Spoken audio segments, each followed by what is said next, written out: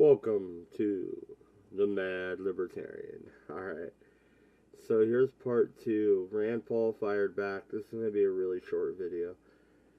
I just pretty much want to show what he says and maybe give a couple of ideas on my take. I mean, really, you guys know what I believe. And I know I got a couple of new subscribers. I'm only up to 11. Woohoo, go me. Anyway. But I believe Rand Paul is right in this argument, and John McCain is a fucking idiot. World War III is not a risk I'm willing to take. Alright, let's see Rand Paul's response real quick. So, Senator, a little context around that. The vote was around putting Montenegro into NATO. What's your reaction to Senator McCain's characterization of your objection? Well, I think he makes a really, really strong case, for term limits. I think maybe he's past his prime. I think maybe he's gotten a little bit unhinged. I do think that when we talk about NATO, there can be a rational discussion about the pros and cons of expanding it. We currently have combat troops in about 6 nations. We have troops actively just stationed in probably a couple dozen others. We have a $20 trillion debt. And one of my favorite articles of the last couple of years was one that talked about the angry McCains.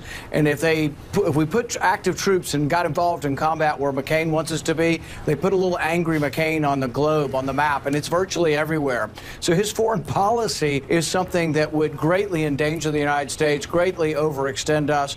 And there has to be the thought whether or not it's in our national interest to pledge to get involved in war if Montenegro has an altercation with anyone. There's also another argument is that when you ask the people of Montenegro, only about 40% or slightly less are actually in favor of this. They are close to Russia. They're close to being sort of like Ukraine in the transition from Europe to Asia.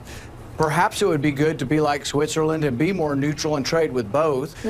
So there's a lot of considerations, but to call someone somehow an enemy of the state or a traitor might be considered by most reasonable people to be a little over the top. Well, Senator, you just called John. Yeah, no, he was about right there. So, I'm going to call it good. I think Rand Paul spoke for himself better than I could speak for him. And I believe that he is right, and John McCain should just retire. Just be done. You put in your time, sir. Go live out your life on a ranch. Goodbye. Thank you very much. Please subscribe, and maybe, if you really want to, go to my Patreon. That's patreon.com, Mad Dodge Productions. Thank you very much.